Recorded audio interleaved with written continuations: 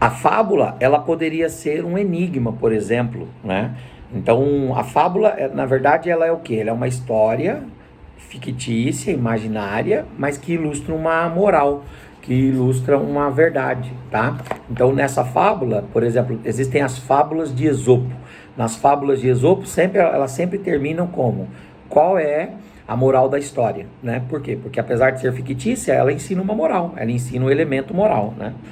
Nós temos exemplos no Velho Testamento de fábulas, por exemplo, das árvores ungidas de um rei, em Juízes 9:15, a do cardo e do cedro, que estão citadas lá, está citada lá em 2 Crônicas 25, e no Novo Testamento há diversas recomendações referentes a certas fábulas de certos mestres. Fábulas aí são censuradas, porque elas são mecanismos para enganar os crentes, né? Uma outra coisa é o enigma em si. O que é o enigma? A palavra das Escrituras significa uma expressão que só se entende com muito esforço mental. Números 12:8. Com o meu servo Moisés falo claramente, não por enigmas, porque aquilo que é falado por enigma, o enigma pode ser uma espécie de charada, que é uma pergunta, né? Uma incógnita, é um questionamento. O enigma pode ser uma história, e a ideia é deixar obscuro, é para que a mensagem não seja revelada de forma clara, né? Há uma certa obscuridade no enigma, só que é uma obscuridade que você necessariamente vai precisar de uma ajuda externa para interpretar, diferente da parábola, que a verdade ela está no próprio conteúdo. No enigma não, você vai precisar de conteúdos externos para interpretar, tá bom? A alegoria é exposição de um pensamento sob forma figurada, ficção que apresenta um objeto para dar ideia de outro. Veja-se na Epístola aos Gálatas, capítulo 4, uma alegoria referente a fatos impressionantes ou importantes da história de Abraão e Israel, onde os dois concertos, o da lei e da graça, são apresentados alegoricamente, através da pessoa de Sara e da pessoa de Agar. Então Paulo vai dizer que a Sara, ela tem a ver com a nova aliança, ela tem a ver com a graça, e a Agar tem a ver com a escrava, com a lei, com aquilo que subjuga, e assim sucessivamente, né? Então a alegoria, ela ainda pode ser tomada, por exemplo, como Judá, um leãozinho, Israel como vinha vinda do Egito, Israel como as duas águias e a vinha, Israel como o leão e os seus cachorros. O livro de Cântico dos Cânticos descreve uma alegoria no relacionamento entre Salomão, o autor de Cântico dos Cânticos, com a Sulamita, né, que é aquela mulher descrita em Cântico dos Cânticos. Ali tem uma alegoria da igreja com Cristo, de Deus com Israel. E existem várias outras conforme a página 43, tá? Ainda dentro das linguagens figuradas, nós temos a símile. Símile significa analogia semelhante, comparação que se faz de uma coisa com outra a que se assemelha. A palavra símile aparece escrita em nossa Bíblia somente uma vez, e está no livro do profeta Oséias, capítulo 12, versículo 10. Porém, como figura gramatical, é muito apresentada e é de uma extraordinária beleza para a compreensão e interpretação da palavra de Deus. Alguns exemplos aí de símiles. Voltam à tarde, dão ganidos como cães rodeando a cidade. Estas palavras de Davi, ao suplicar a Deus o livramento de seus inimigos, quando Saul mandou que guardassem a sua casa para o matarem, embora esses guardas fossem fortes, Davi os considera como cães ganidos, rodeando a cidade. Davi, sabendo que Deus seria o seu socorro, zombava deles, comparando-os a cães fracos, pois esperava de Deus a vitória, como se vê no Salmo. Então veja que aqui nós estamos falando da símile, e a símile, ela é uma analogia, ela é uma semelhança, ela é uma comparação, né, que se faz de uma coisa com outra coisa, e aí ele é semelhante. Os homens de Saul, fortes, mas Davi os compara com Deus, e diante de Deus eles são fracos. Aí ele compara ele mesmo com aquilo que é fraco, um cão ali fragilizado, latindo, etc, etc. Davi matou urso, Davi matou leão, Davi matou gigantes, Davi liderou exércitos, Davi era um homem destemido. Quando comparado a um leão, a um cachorro, aquele cachorro era um cachorro medroso, ganido, fraco e assim sucessivamente. Quando compara, por exemplo, quando compara, por exemplo, a Deus àqueles homens de Saul, os homens também são fracos, né? Então nisso nós temos uma símile, que é uma comparação, tá bom? E essa comparação ela reflete sempre uma verdade, né? E tem vários outros exemplos aqui. Antítese. Antítese significa o contraste, a oposição de pensamentos ou de palavras. É encontrada em muitas partes das escrituras e quase sempre apresenta o contraste existente entre o bem e o mal, entre o falso e o verdadeiro. A antítese é o contrário de tese. Você tem a tese, tem a antítese e tem a síntese, né? A antítese é aquilo que é o contrário. Vamos colocar assim, mal comparando, o contrário de dia é noite, né? O contrário de vida é morte, o contrário de bem, mal e assim sucessivamente, tá? Então, às vezes a Bíblia utiliza essa figura de linguagem, quer dizer, ela usa não o que é, mas ela usa o contrário, ela usa a antítese para referir-se àquilo.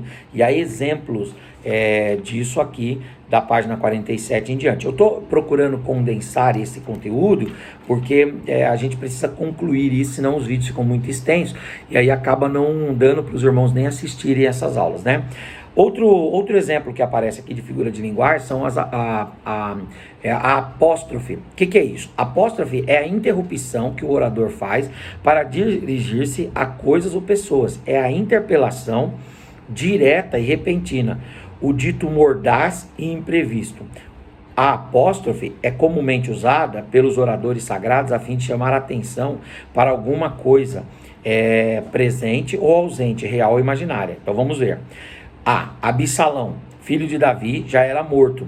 No entanto, Davi clama usando essa figura e andando dizia: meu filho Absalão, meu filho Absalão, meu filho Absalão. Esse chamar a atenção é apóstrofe. Então, não é que ele está chamando o filho mesmo. Não, o que ele está fazendo ele vai fazer um comunicado, ele vai dizer da sua dor, da sua angústia, e para isso ele utiliza-se dessa figura de linguagem, que é apóstrofe, que é a chamada apóstrofe, para quê?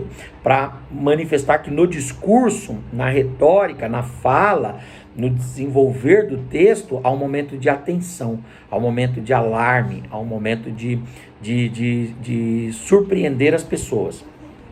O profeta Jeremias diz: ó terra, terra, terra, ouve a palavra do Senhor. Aqui tem um apóstrofe também. Olha, irmãos, ele chamou a terra por 3 vezes, não é isso? Aqui há uma atenção que ele quer no seu discurso, e para isso ele vai utilizar uma coisa real ou imaginária para trazer os seus ouvintes, e no caso do texto, os leitores, à atenção, tá? O Senhor nos exclamou: Jerusalém, Jerusalém, que mata os seus profetas, né? Outra figura de linguagem é clímax ou gradação. Clímax ou gradação refere-se ao grau máximo, ponto culminante. Aparece na Bíblia constituído por palavras, por um capítulo inteiro ou até por um livro. Por exemplo, Paulo não procura apenas apresentar um discurso, mas cheio de convicção com relação à grandeza do amor de Deus. Ele chega ao clímax e diz: porque estou certo de que nem a morte, nem a vida, nem os anjos, nem os principados, nem as potestades, nem o presente, nem o porvir, nem a altura, nem a profundidade, nem alguma outra coisa ou criatura nos poderá separar do amor de Deus que está em Cristo Jesus nosso Senhor. Veja que esse é o clímax do capítulo 8 de Romanos. Ele está desenvolvendo vários itens ali, e de repente ele vem e traz esta palavra, que é a gradação, que é o clímax, que é o momento de êxtase, o momento de explosão, tá? E esta é uma figura de linguagem. Às vezes, ele está falando ali, ele está num momento de euforia, de entusiasmo, de conclusão de pensamento. Só que esse clímax, ele não pode ser entendido por ele. Ora, por que Paulo está vibrando aqui? Por toda a construção do capítulo 8 de Romanos. Então tem que ler do versículo 1 até o versículo 37. Depois do versículo 37, daí então, que ele fala que somos mais que vencedores em Cristo, daí então, lê o clímax dele, tá bom? Interrogação é a ação de perguntar, interrogar. É uma figura pela qual o orador se dirige ao seu interlocutor ou público em tom interrogatório, sabendo que não terá resposta, chamada de a interrogação que ela é meramente dialética, né? Ela só compõe o pensamento, ela só compõe a frase. Por exemplo, quando Paulo fala assim, que diremos, pois, diante dessas coisas? Se Cristo é por nós, quem será contra nós? Ele não está esperando uma resposta dos seus leitores, porque quando ele está escrevendo isso, os leitores nem estão ali presencialmente diante dele, né? Ele está fazendo isso para gerar uma reflexão. Na interrogação, na pergunta, você gera geralmente uma interrogação, um questionamento. Aí a pessoa, o que ela faz? Ela para pensar e assim sucessivamente, tá? Uma outra coisa é o provérbio. Sentença ou máxima expressa em poucas palavras que se tornou vulgar e comum. É um provérbio, né? Um adágio, é aquilo que, por exemplo, é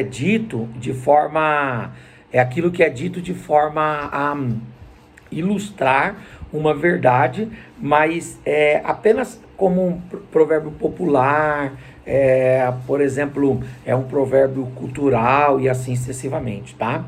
O acróstico. Acróstico é uma composição poética em que o conjunto de letras iniciais, mediais ou finais de cada verso forma um nome de pessoa ou de coisa. Igual, por exemplo, o Salmo 119, ele é um acróstico com base no alfabeto hebraico. Então, ali tem 22 estrofes, dizem respeito à composição do alfabeto hebraico. Isso é um acróstico. Você coloca o alfabeto aqui e de cada letra do alfabeto você vai tirando uma sentença, tá? Então, é uma figura de linguagem também utilizada na Bíblia. E, por fim, o paradoxo. O que é o paradoxo? É a contraposição. O paradoxo é quando você tem um texto que, na verdade, ele é um paradoxo, às vezes, com a própria mensagem do contexto ou com a figura e a pessoa que está sendo dita ou expressada ali. Amém, irmãos? Hoje nós caminhamos bastante. Nós gravamos 3 vídeos para os irmãos. Um vídeo de 40 minutos, um vídeo de 30 minutos e mais um vídeo de 12 minutos, que é esse último aqui. Espero em Cristo que Deus abençoe os irmãos. Estamos em oração para que esse mal cesse no nosso país e para que Deus nos dê vitória. E nós cremos que Deus vai nos dar vitória, tá bom? Ao nosso país, à nossa igreja, ao mundo todo, em relação a essa nossa dificuldade. Que Deus em Cristo vos abençoe. Em nome de Jesus, muito obrigado. Até a próxima aula, se Deus quiser. Fiquem com Deus.